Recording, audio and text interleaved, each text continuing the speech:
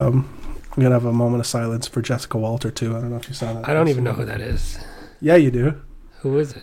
It's fucking Mrs. Bluth. Oh shit! Is that why I saw so much stuff about her? Yeah.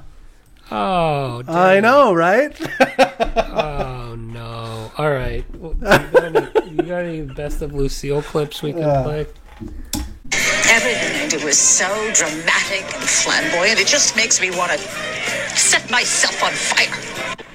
If you're saying I play favorites, you're wrong. I love all my children equally. I don't care for Joe. Get me a vodka rocks. Mom, it's breakfast. And a piece of toast. I'll have the Ike and Tina tuna. Plater platter? I don't understand the question, and I won't respond to it. Get rid of the C word. I'll leave when I'm good and ready. I don't know who that is, and I don't care to find out. I don't have the milk of mother's kindness in me anymore. Yeah, that udder's been dry for a while now, hasn't it?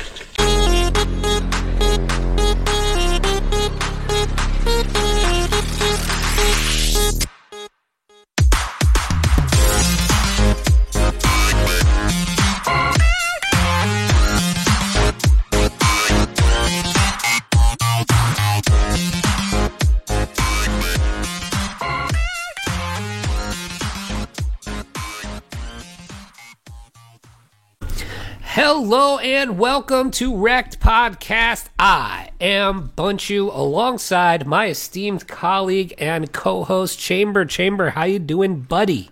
I am doing great. It's a Friday morning. The weekend is here. I don't know. It's all the fucking weekend to me, to be honest. Let's be honest. Still? Do we have any jobs potentially lined up for you, or are you just straight full-time crypto now forever? I don't know. I have a call today at 2 with now that we're getting close to the end. I have I'm allowed to go back into the interview process. No, I can go into the business I was in, so I can go to competitors. Oh, you can compete now. I can go to the competition now. Yeah, Got it. I see. I have a phone call with a competitor. Nice. This afternoon, so we'll see how that goes. I just feel instead of maybe a completely different industry. I have almost 15 years. You're hashtag too old for that shit.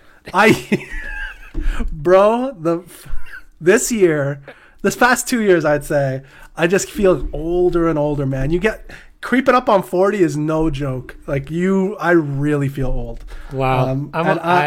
Me over here I'm still on the young side of the 30s. I'm still on the front half of my 30s here. And I'm telling you, it doesn't happen to 38. Because 37, I felt fine. 38 was the one. That was it, huh? Yeah, you're like, okay. Oh shit. Interesting. It's real. I just feel like, if I were out of work for so long, I don't know how I would go back. I've been home for over a year for just COVID working, and I don't know how I'm going to go back to traveling for work. It's going to be really difficult. It's like I've never valued my own time more, and I don't know. See, I feel a little different. I feel I could be doing so much, but because I have nothing kind of prioritizing my time, I can't. If I have a lot of things to do, I can get a lot of shit done. But if I don't have a lot of things to do, I feel like I don't get anything done. So what you're saying is you just have zero discipline. I guess so. You need the corporation to be punching your time clock so that you can stay on track. Right, and with everything else too, I just feel like I get less stuff done around. I don't know, maybe less stuff done around the house, that kind of thing. I don't know. I feel like the pressure of a job allows me to maximize my time. Interesting. I wish I could be in your shoes instead. It's interesting. I've got a nice little balance going on at the moment. I wouldn't mind going back to that balance. I think that'd be just fine. Yeah, but if I have to travel 3 nights a week again, that is not. You were traveling a lot. Yeah, that's a lot of travel. First of all, it would probably be the death of all of our shows. So, but yeah, so we are actually recording for the second Friday in a row. Not intentionally. This will not hopefully be a regular thing. We're still going to aim to get our show out on Wednesdays.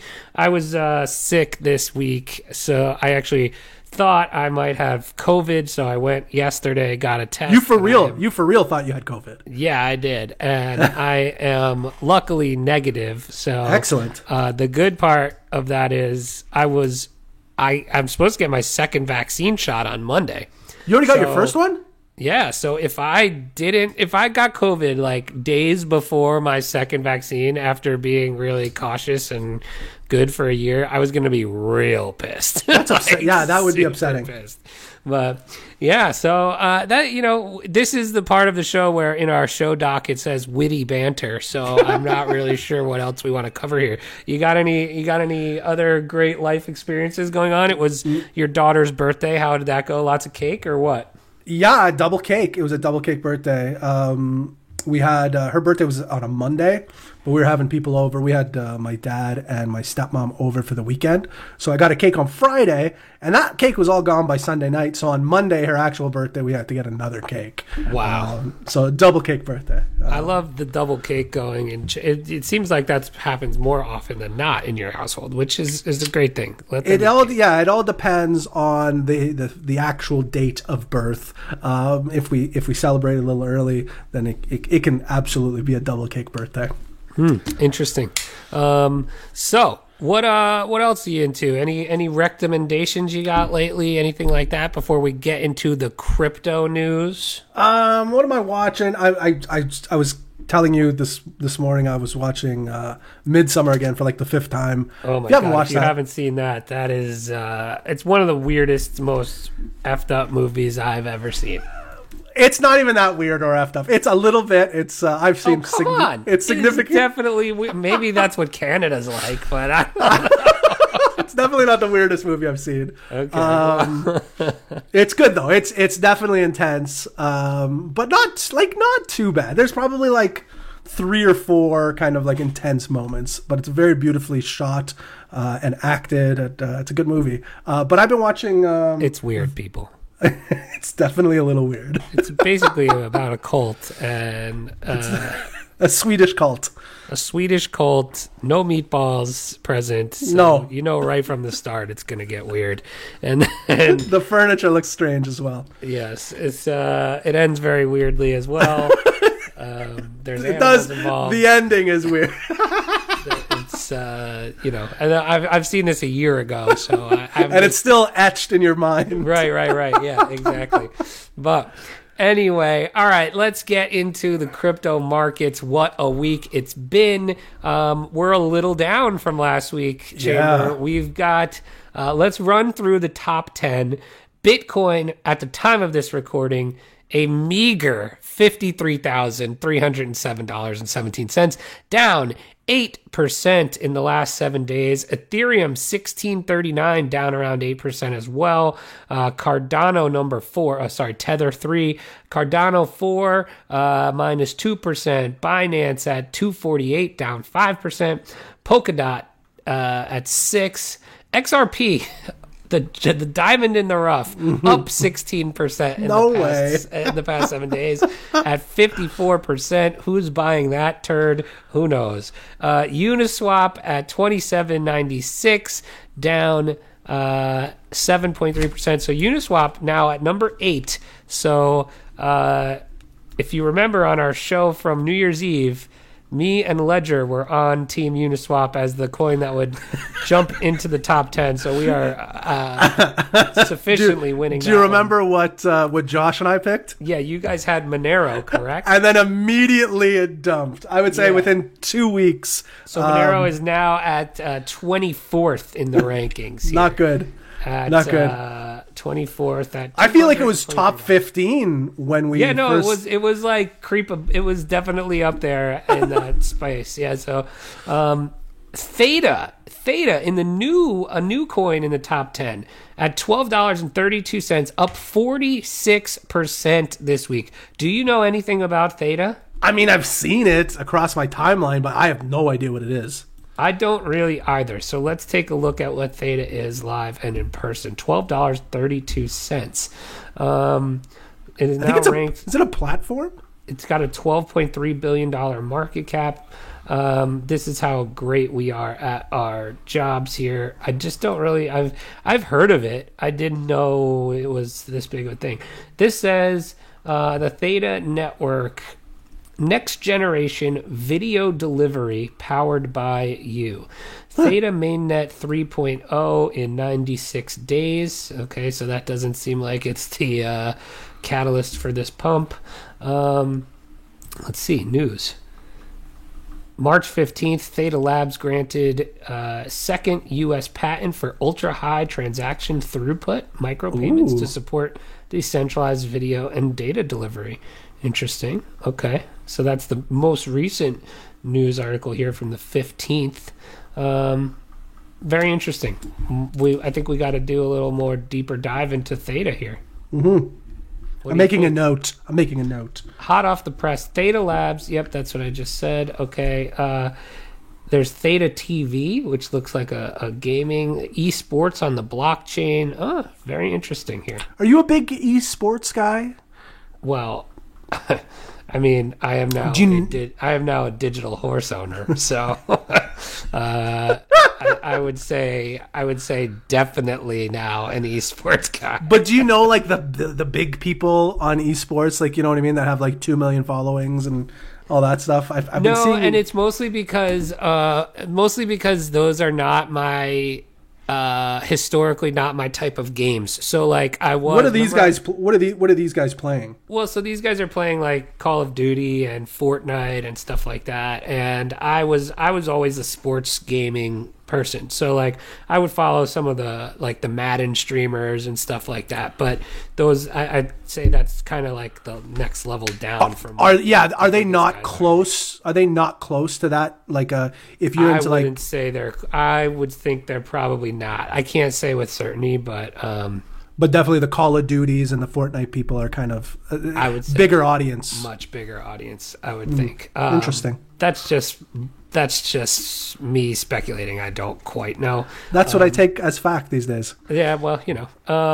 But the hold on, we just got a random message into our Brian group, and this is a great question from Brian Fong. Random question: do you guys call a can of soda pop or a soda? Chamber, what do you say? This is a fantastic question. In Canada, much like Minnesota, if you ask 100 people, 99 out of 100 are going to say pop. In Canada, I am the one guy sticks out like a sore thumb that says soda, just to really upset the apple cart. So, in the United States, it's definitely a regional thing, right? Yeah, so, I've noticed that too. East Coast, definitely soda. Midwest is definitely a pop. So when I lived in Illinois, growing up, it was pop. Everything was pop. Even in Illinois. I think okay. Brian is in the Midwest, so he's probably a pop guy. When I grew up, I moved from New Jersey to Illinois, so I showed up as the soda guy. And I got ridiculed for being a soda guy. Yeah, I like to go against the grain. I think if you go a little more west, like the Dakotas, it turns into soda pop. Wow, the infamous soda pop. That's very rare to see. Yes, where you combine and then both. it fades back into soda on the West Coast. I think soda is just better. I think it sounds better. And I love it when I go into what is pop. Soda pop, I think that's where it comes from. Right, but what is so soda is what it is, right? Right, I agree. Because it's soda water. I guess the pop is the sound it makes, right? I guess anyway, so. All right, we're off the rails now. Sorry. But yeah, Theta. So check out, let's check out Theta. And then the top 10 the last one in the top 10. So we are creeping out of the top 10 for this coin. Maybe it is time to put it out to pasture, and that is Litecoin. What are your thoughts there? Yeah, I mean, I don't understand why. I mean, it's almost at XRP level for me at this point. Like, Wow, what are you okay. doing with Litecoin? I just don't see what the use case is, right? Right. I actually made a tweet this past week where I said Beeple was Charlie Leeing. I actually didn't realize what was going on with that, and it made me look into what was happening with that. So, explain it to me. What did Beeple? So Beeple got all of his 69 million in ETH from that sale, and then he kept his ETH. And then he just converted it to USD. I don't understand why people were so upset. Other than people the were fact that upset. I know, but dude, it moved the price like a couple percent. Like, relax. And what are we talking about? What price? What did you say Ethereum was at? Like 1680 or something. Fuck off! It's $1,600. Like, it's not like he's dumping at. That's what I mean. It's like not like $500. 800. Like, chill out, everybody. And it's his money. Exactly. It's his money. Fuck off. Well, we're going to talk about potentially how he did that later, converting his money. So we are introducing a new segment that we're going to do maybe once a week, maybe once a month. Not really sure yet. We have no structure on this show. No, but we are bringing you into a new segment. So that's it's going to be so. Crypto is changing again. We are seeing finally some new people come into the space. So we are going to do kind of a basics segment every so often to kind of just describe for people how, some of the basics work in crypto, because I think there's a lot of learning curve for somebody new. But anyway, shall we get into the news? I think we should. Let's get to the news.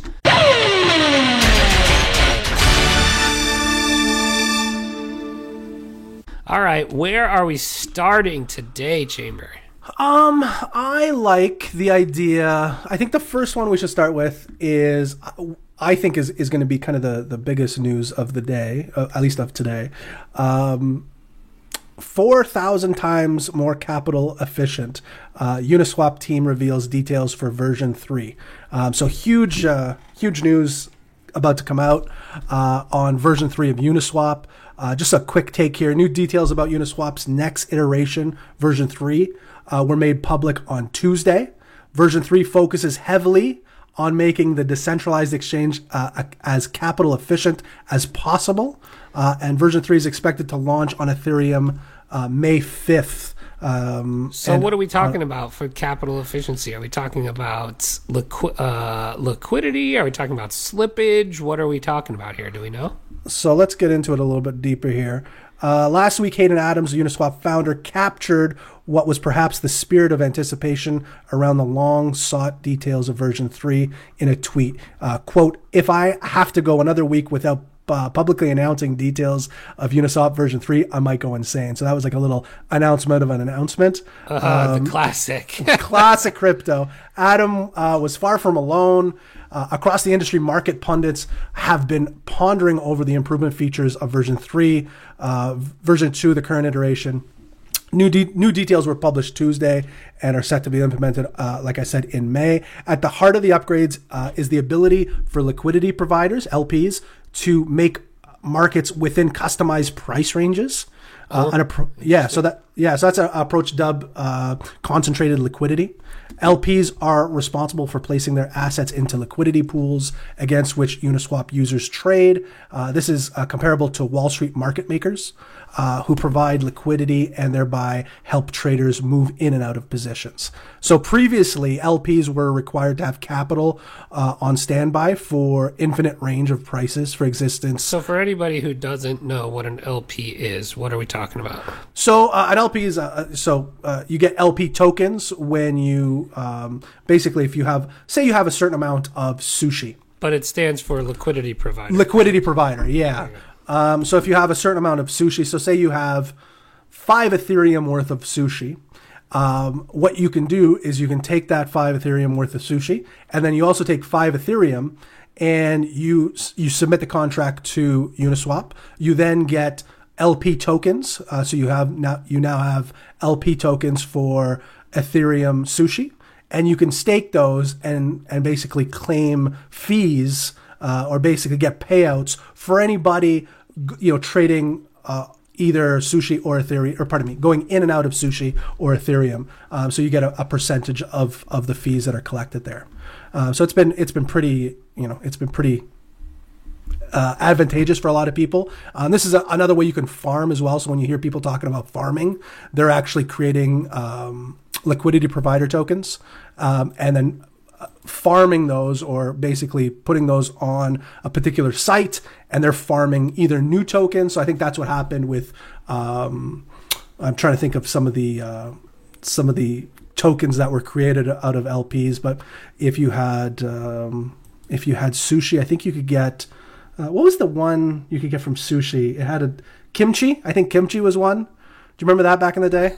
No, but that sounds right. Yeah, kimchi I think was one where you could stake your Sushi Ethereum LPs, and then you would get either Sushi or kimchi as a beneficial token. So and then that has its own market cap after that. So you're making a lot of money. So in version 3, you'll be able to set your price range, because what can happen sometimes if you have like I said, 5 Ethereum worth of Sushi, but the price of Sushi goes up, the distribution in your LP changes. So it's not a 50-50 split anymore, and you can end up with a lot of Sushi and very little Ethereum. But if the opposite happens, then sometimes you have to upgrade the amount of Ethereum that you have in your LP.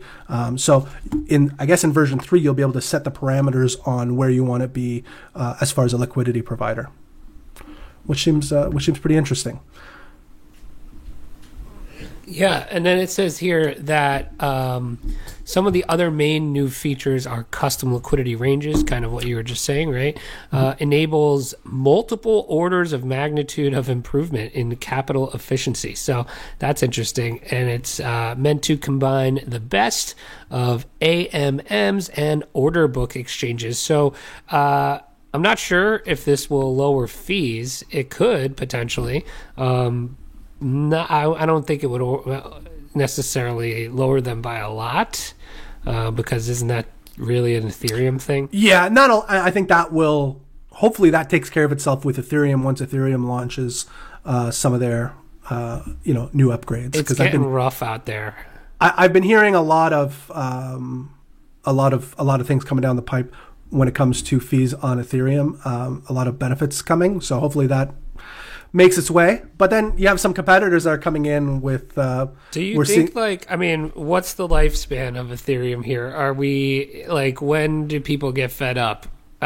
We've been hearing about Ethereum 2.0 for 3 years. If they're not fed up yet, I don't know if they're gonna get fed up. I don't think people, but I do think it's hamstringing a lot of new entrants. If you're new, you're not used to paying $40 to transact anywhere on anything, right? Oh yeah, we're so far away from new people trading in these markets, whether it's on Ethereum or on something else. Like we had a couple weeks ago, Binance Smart Chain seemed to be it was the Ethereum killer for a bit, and then it got way too scammy. It got scammy real quick. And then, people realized it wasn't going to be replacing Ethereum anytime soon. People are talking about Polkadot in the same way. People are talking about, what's the Red Run? What's it going to? It's going to Matic? Yep, Zed Run. I always call it fucking Red Run. Zed Run. Zed Run is going to Matic. So that's another platform which talks about obviously lower fees, and then Solana is kind of the next one up from Sam. So we'll see. Until one of these other ones really asserts themselves as the place to be, where it's not going to be full of scams, it's not going to be full of fucking rug pulls. If that's Solana, if that's something else, if it's Polkadot, if it's Matic, I don't know. But until that happens, I think Ethereum's very strong for the time being. And if Ethereum can fix the fee issue to a certain extent, I think it will retain all of its market share, I think. Yeah, I mean, the fees are definitely an issue. So Yeah. it's It really, yeah, it basically comes down to, is a competitor going to come in quick enough? And you're seeing a lot of the games move to other platforms, Mm-hmm. and that's because you are transacting much more frequently, right? It's not like Right. it's not like making a trade on Uniswap where you might be trading once a week, once a month, once a day.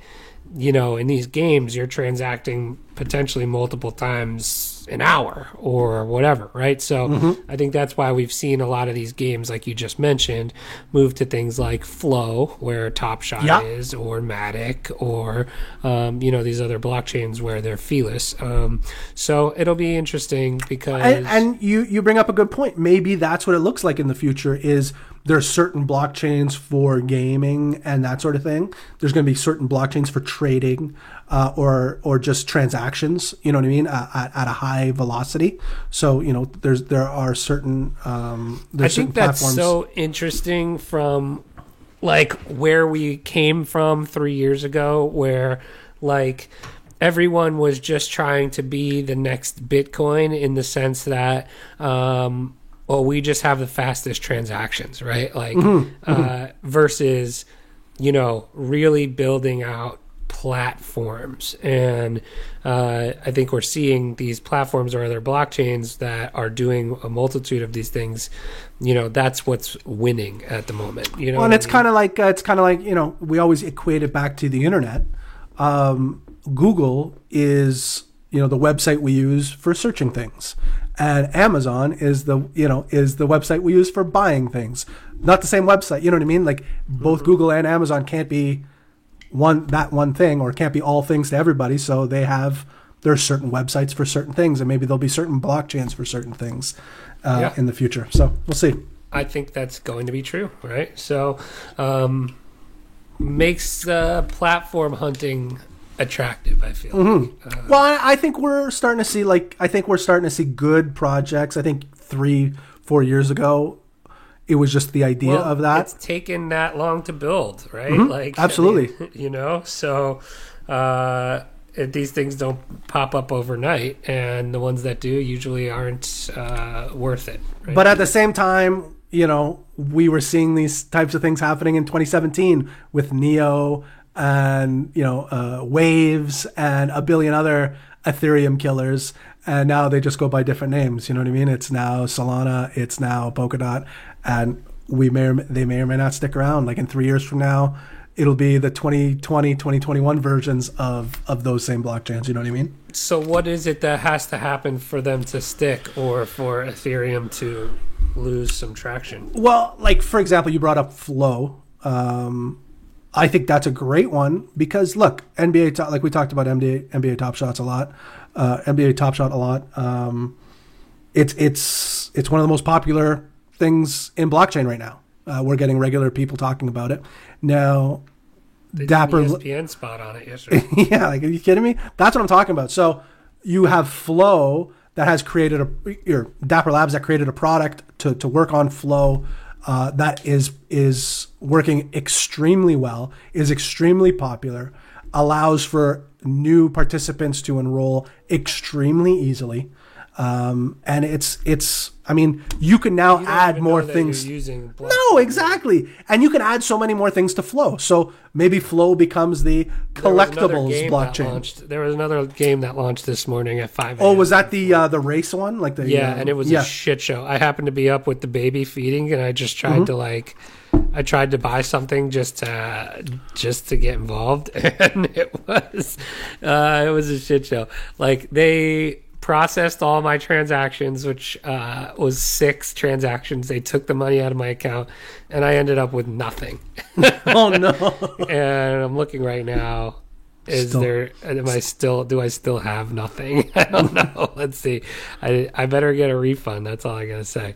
But anyway, yeah. So I'm with you there. What else do we got in the news today, my friend? It looks like Robinhood's back in the news. Oh boy, a good news or a bad news? I don't know. Let's find out. This is Robinhood plans to expand crypto operations. So obviously Robinhood was in the news not that long ago for suspiciously stopping a lot of trading on the Wall Street markets, or the your typical markets, specifically with, I think, GameStop and AMC, when those were flying. I think they've reopened trading on those now, but the focus here is on cryptocurrency. So Robinhood plans to expand its cryptocurrency trading operations and may add new coins to the platform. So Robinhood, for as much shit as they've taken lately, they are an easy on-ramp for new customers to come in and buy Bitcoin and cryptocurrencies. So here's a quote from them. "We want to make a huge investment and hire a ton of people," said CEO Vlad Tenev in a video posted by the company on March 18th. Quote, "We're going to try and get that done as fast as possible. We might add some new coins along the way." So the Menlo Park, California-based online brokerage added cryptocurrency trading features to its platform back in 2018, but that business has only recently taken off. In February, Robinhood revealed that it had 6 million crypto customers in less than 2 months. Though it declined to share the total numbers of customers trading crypto on the platform. In 2020, the monthly average of new customers trading on Robinhood crypto was approximately 200,000. So going from 200,000 to 6 million, so not bad. So what do you think about this? It's fine. I think there are better on-ramps, but the more that are out there, the better. Some people might really enjoy using Robinhood to do their Apple stock trading or Tesla stock trading, and maybe they just got their stimmy checks and want to buy. Could this lead to retail alt season for Robinhood coins? What we see on? I don't even know what's on there. Possibly. I just think I'd like to see the distribution of consumers, because I just think there are other platforms, and maybe we'll get into this a little later, that offer similar products that have greater mass adoption, like Coinbase and stuff like that, right? So I would imagine there's probably more Coinbase users than Robinhood users. I might be wrong there, but I don't think I am. I think it depends on what your goal is, right? Like, I guess so, yeah. I think Robinhood, you're getting the trader mentality, right? 100%. Where I think Coinbase, you're getting people that intend to use the coins that they're buying. You think so? I feel that potentially, especially for Bitcoin and Ethereum, I would say yes. Yeah. Right? No, that makes sense. Maybe not for some of the other 50 altcoins on Coinbase now, because I do know that some of my friends have Coinbase accounts and they literally just trade back and forth on Coinbase. But I would say for the Bitcoin and Ethereum piece, I know I'm using Coinbase only to use what I'm buying. You know what I mean? Mm-hmm. So I don't know. I maybe not a good representation of that. But also, look, well, I guess we'll get into this also in the basics segment. But I don't believe still there's any way to withdraw the coins you have on Robinhood, right? Oh, really? I don't think so. So so like even if you wanted to move them to say like Binance or correct, or I don't think you can. So that's kind of what my point was about that, right? So I see. It's literally just used for trading to either or to hope the price goes up. You know what I mean? Right. But you could technically trade on Robinhood within the coins that they have. Yes, but you, like I said, you can't send it anywhere after that. Correct. But all right, we got one more quick news story here about Ethereum. So we were talking about Ethereum, about the fees, but this is a little different. We've got the ETH 1559 update. What is it and what does it mean for ETH? So essentially what this is it's going to be burning small amounts of Ethereum on every transaction. Do you have a little more detail on that? Let me pull it up here.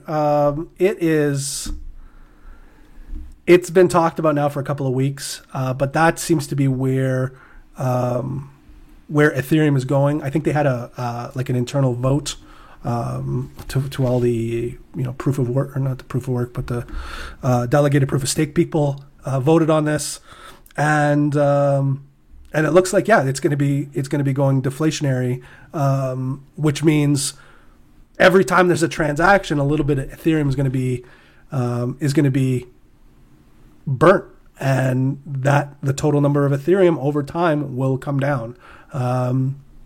Now, how is this different than Bitcoin? Bitcoin never burns. It never expands either. So it's not. It's not. There's no inflation to Bitcoin. There's a set amount, and that amount will stay until people either lose their Bitcoin and it gets lost to the super highway of blockchain. But that's the only way you can burn stuff in Bitcoin, is if people just lose it. Ethereum will actually be burning a set amount. So the total amount of Ethereum over time will come down, which makes whatever Ethereum you're holding that much more valuable. So that's pretty big news. Yeah, I would say. You couple that. This was a more recent vote. So this is EIP 1559. So this is Ethereum Improvement Proposal. That's what EIP stands for. So when it comes to open source software development, anyone can add code to a repository, but you have to have new code included, means getting the proper approval. So anytime you want to implement something, it goes to a proposal, and then it is voted on. So a lot of these things can get passed, but needs the majority of Ethereum people to approve it. So I think this is a big deal. And then if they can figure out layer 2 stuff, or figure out fees, and proposals on how to get rid of fees or bring those fees down, sky's the limit for Ethereum, I think. Sky is the limit. There you go. I think Ethereum's undervalued at this point, even at $1,600. Yeah, I think so too. I mean, what were we calling for at the beginning of the year? $5,000? Yeah. Yeah. So that leads me to my last headline here, which, I mean, I don't know what the purpose of this article is other than right? Like, look, NFTs are all the craze, right? And I've found myself being an NFT maximalist lately, because I think it's fun and it's more geared towards what I like to do personally, right? Mm-hmm. So, but this headline says, Ethereum likely significantly safer investment than NFTs, says Latier BNP Paribas CEO. No shit.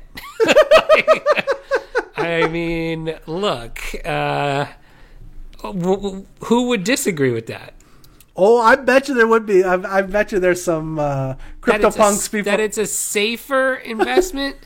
I guarantee you, not there's a ton of people, but there are some people on Twitter right now that would argue for NFTs being a safer store of value.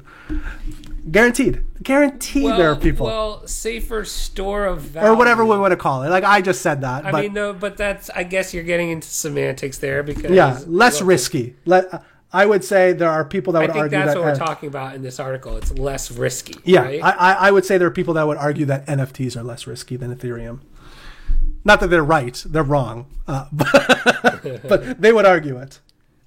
I think but so, like, the risky piece is exactly why people are, I think, involved in NFTs, right? There's uber speculation, right? And I don't know. I think obviously Ethereum is a safer investment, but that may not be what people are looking for, right? No, I mean, yeah, it's...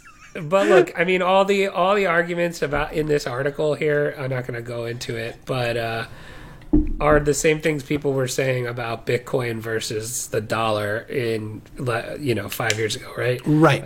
This literally says a quote that says, "NFTs are very much an emerging asset, and they're very risky." Right. That's what people are saying about Bitcoin. That's what people are saying about crypto in general. So, of course, right? And look, I think we've already touched on this. Like, I think 95% of these NFT projects are garbage, bullshit. Yeah. And it's about finding the 1% that's going to stick around, right? Like, you're How not much- gonna get me. You're not gonna get me to buy into the CryptoPunk knockoff of the day, right? Like, But even I'm just crypto punks, like even No. if you take the even if you take CryptoPunks is CryptoPunks. That's totally different. no, but what I'm saying is, like, I agree with you. Like, I'm not investing in the knockoff CryptoPunks. Right. But like, how long do you think CryptoPunks? Like, even if you take even if we're using the original one as the example, like, how long do you think CryptoPunks is going to be valuable for? Do you think in 5 years a CryptoPunk's still going to be worth what it's worth today, or do you think it's going to be worth a lot significantly more? more? 100%. There, you're getting so here with CryptoPunks. The difference is the one, obviously the scarcity, but two, the historical value of it. Right? It's known widely as like the first NFT kind of. Is it though? right? Like, how do we feel about? Is anybody buying fucking CryptoKitties today? Well, I think CryptoKitties is. I just don't see a difference. I don't. Maybe I'm wrong. I think there is a difference, but the and CryptoKitties is one. They're different. One, CryptoKitties is a game, right? It's actually very much like we're talking about with Zed, right? But it's also mostly a kind of non-functional game at this point because of Ethereum, right? So Right. CryptoPunks is more Like a piece of art. drawn a parallel to like your NFT art, right? Which we see is still expanding and going every day, right? Now it's also different because they're more like a status symbol at this point too, right? Right. Like, but it's a status symbol for, in my opinion, it's a status symbol for 2021. Like, you know what I mean? Like a status Maybe. symbol in 1990. Again, just getting off of NFTs in general. Maybe I think they might be considered more like the Mona Lisas of NFTs. You know what I mean? Like, or the Picassos of NFTs. I hope you're right. I don't think that a Picasso. Yeah, I think you. I don't know. Maybe. I honestly, just in my opinion, as of right now, in 5 years from now, I can only think of one project that I think is still going to have value 5 years from now. From NFT From wise, NFTs. Yeah. And that's what is it? it's Top Shot. Interesting. That's the only one that I see as But having I think they're legs. I think they're very different 100%. structures. I agree. Right? So I like, agree. there's going to be that's the thing. NFTs are so there's different classes of NFTs, right? Like there's art, there's the collectible, there's all this stuff that's going to happen with proof of participation or games or social, like stuff like that, right? So there's going to be winners in each of those categories. Yes. And historical significance, I think, is going to matter as well, and I think that's what I'm you're seeing with I'm having trouble making a differentiation between, and again, I don't know as much about CryptoPunks, but like, how is CryptoPunks different than the same buzz that we had with hash masks like a month prior to CryptoPunks? Well, I think hash masks might be one of those ones that kind of sticks around too. Like, it's in a low. Are they? now. I'd have to look. It's in a low. I think they took a dip in value lately, but Yeah. I think hash masks could potentially stick around. I don't. I have think a the hash masks are better than CryptoPunks. Like, to me, at least. Like, I think they I look. don't have a hash mask. Do you still have your hash mask? No, I sold mine, but I Oh, like. you did. Did you lose money on it? I know you were trying to. I think I sold it. I bought it. I bought You had the. buyer's remorse immediately, which I my kind of wish God. you didn't sell it. So or I I- kind of wish I just bought it from you. It was really. So I bought one. I bought a spot to get one for 3 Ethereum, and I think I sold the one I got for 2 Ethereum, which I was more than happy to do at that point. I'm like, okay, let's. But you So- probably could have sold it for more. Interesting.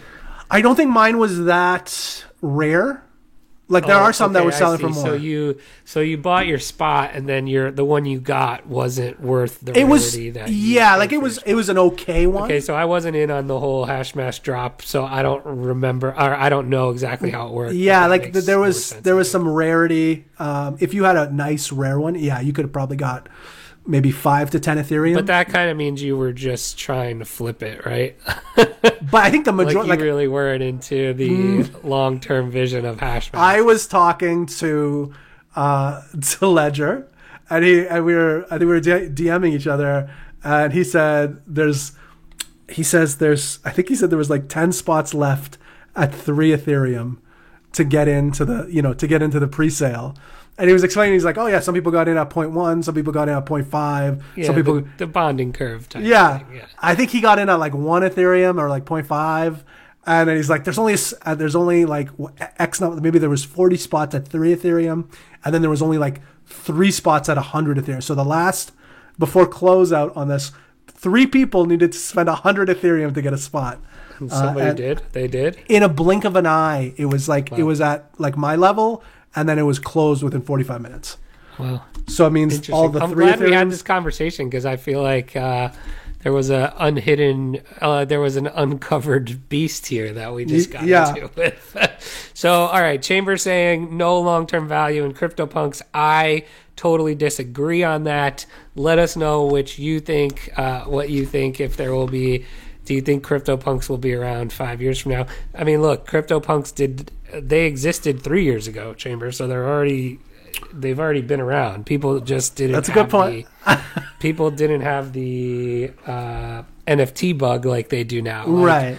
You could have bought a CryptoPunk 6 months ago for under an Ethereum, I think, depending on which one you wanted. Yeah. But now the lowest you can get a CryptoPunk for is like $40,000. That's bananas. I mean, dude, we have NFT horses selling for $16K. Don't get me started. I think we should just buy real horses. What do you think? I don't know. I kind of like the low maintenance of the virtual horse a lot better. But in fact, I think, Chamber, we should probably put out our episode that we're going to do of the mint condition on this feed next week also. Yeah, I think so. I'm sure I can figure out how to do that. Yeah. Anyway, okay. So that is going to do it for the news portion here. That's all the things going on. We are going to get into our new segment here. It's basics, bitch. Hi, my name is Brittany, and I'm a basic. Hey, bitch. Now, this segment is going to be Chamber walking you through some basic crypto knowledge. So if you are new, if you're not new to the crypto space, you can fast forward or maybe just make fun of how little Chamber actually knows about any of this stuff.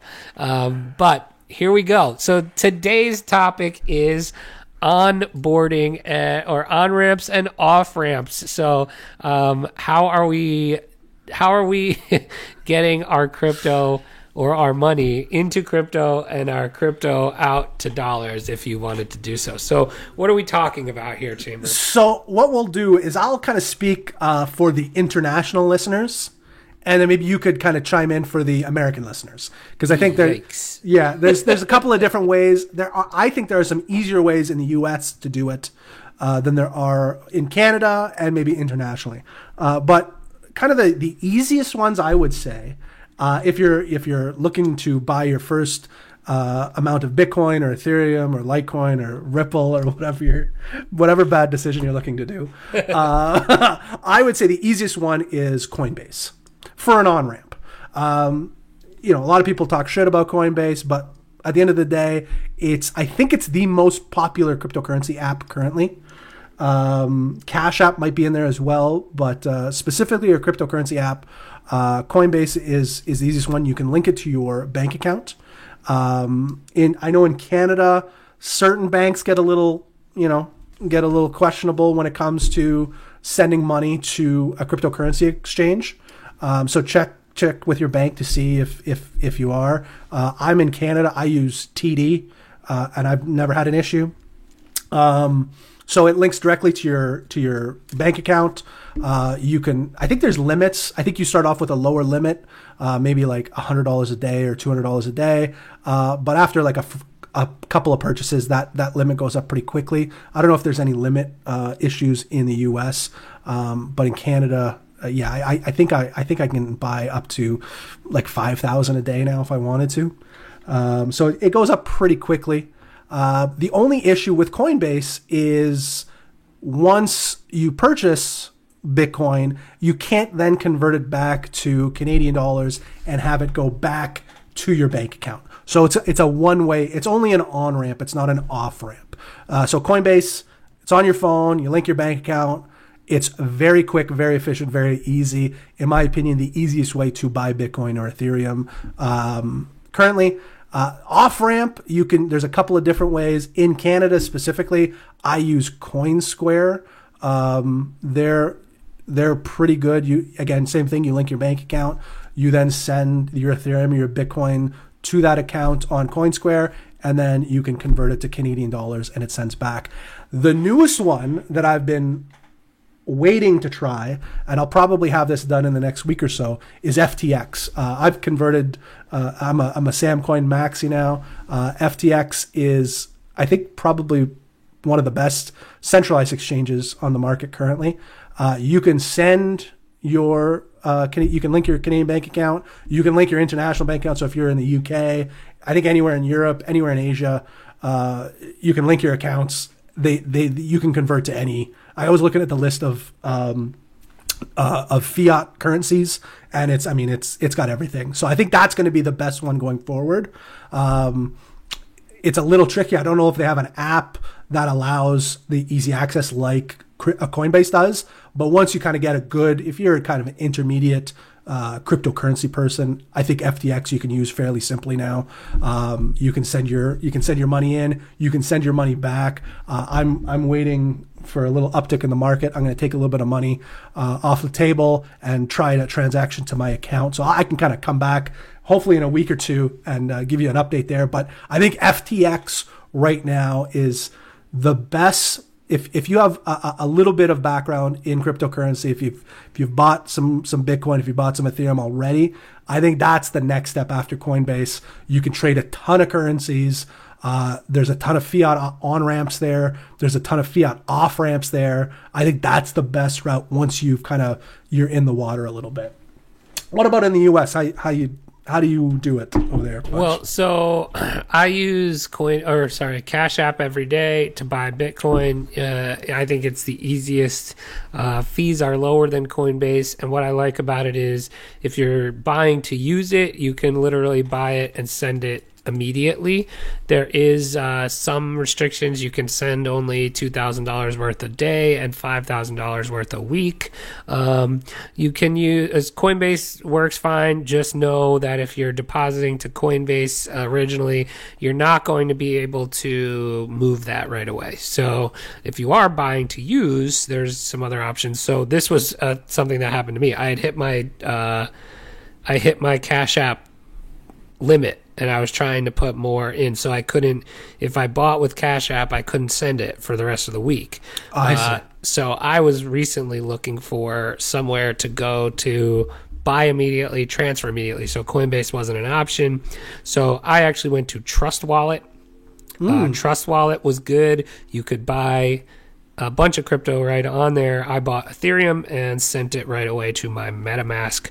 I think you're going to have to do a whole segment on MetaMask, Chamber. That's its own beast.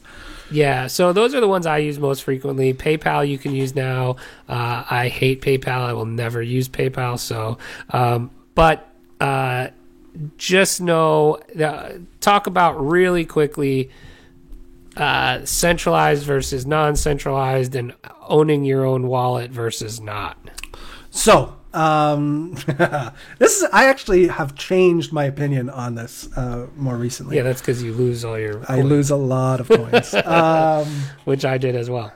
So if you were using a centralized, like we were talking about Coinbase or even Cash App or FTX, you are creating an account. A lot of this, I'm assuming it's the same for Cash App, but you're verifying your identification. So you're saying I'm, John Smith from Tulsa, Oklahoma. I don't know. But you're verifying you're doing a passport or a driver's license. You are not anonymous anymore on that site. That way you can sync your bank accounts and all that fun stuff too. But you don't own. You're sending your Bitcoin to that website. If it's on that website, or if you bought it on that website and it's there, technically you don't own it. It's not you don't own the keys. The centralized exchange does. You are, it's not yours. If you want, a lot of people that get into crypto want it for the financial freedom of just owning your own, non-inflation currency, and they want to keep that to themselves. They want to put it in their, they want to put it in their mattress, so to speak. And that's when you get a cold storage wallet. You leave yourself.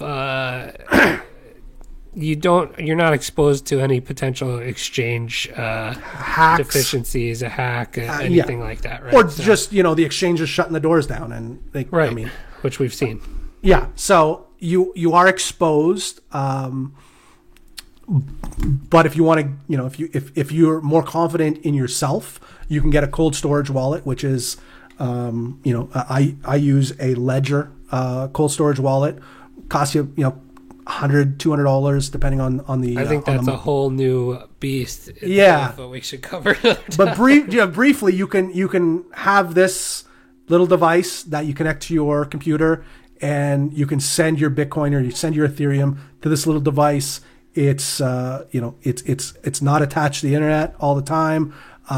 You can approve your transactions on there, and you can keep it. It's yours. Now the problem there is if you lose that, or if you lose your seed phrases, which we'll get into in another installment of what's it called? What are we calling it again? It's segment? Basics, bitch. It's Basics, bitch. So in the next segment of It's Basics, bitch, we'll get into seed phrases and that kind of thing. But it's basically a way for you to kind of get your wallet if you happen to lose it. You have a backup for that. But if you happen to lose your backup, if you happen to lose your device, you lose your Bitcoin, you lose your money. Like we have multiple and it's painful, and there's nothing you can do about it. No one can help you. There's no customer service people. I just made sure my MetaMask phrases were backed up like 5 times because I don't want to lose my digital horses. This is what we're talking about, people. There are real, real risks. Real risks in play here. Imagine me having to tell my wife that I lost our digital stable. Could you? Have you told her you bought horses already? I'm assuming you have. Yes, I have. I told her the other day I was buying digital horses, and needless to say, the Holiday Inn has great COVID protocols.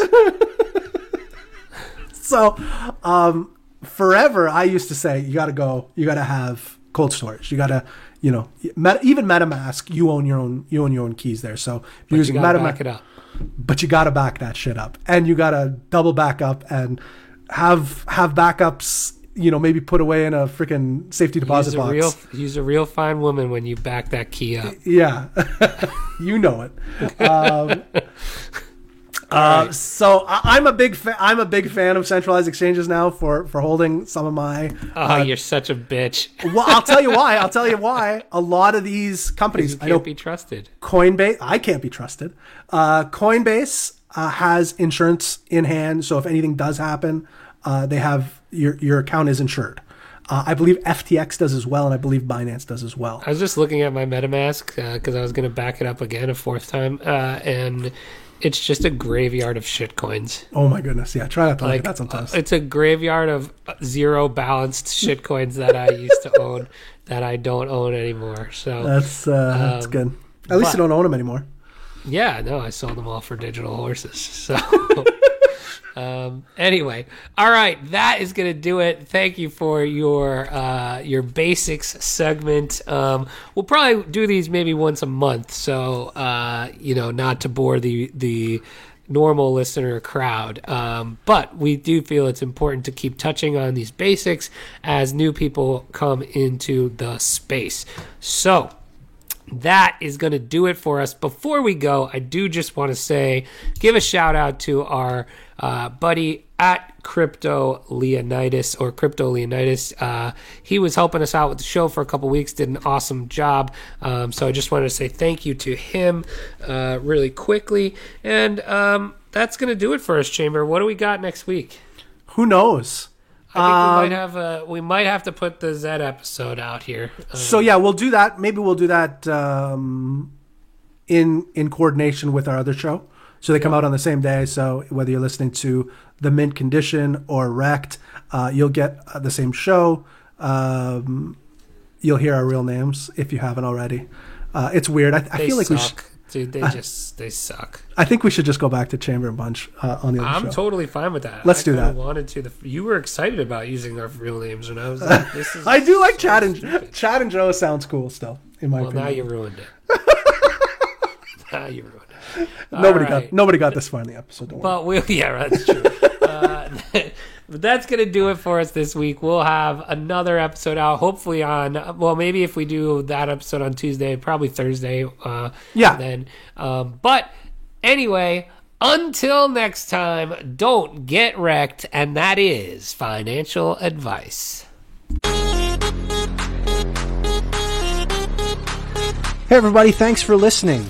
You can help support us by giving us a 5-star review on Apple Podcasts and become a Wrecked patron by signing up for a monthly tier on patreon.com.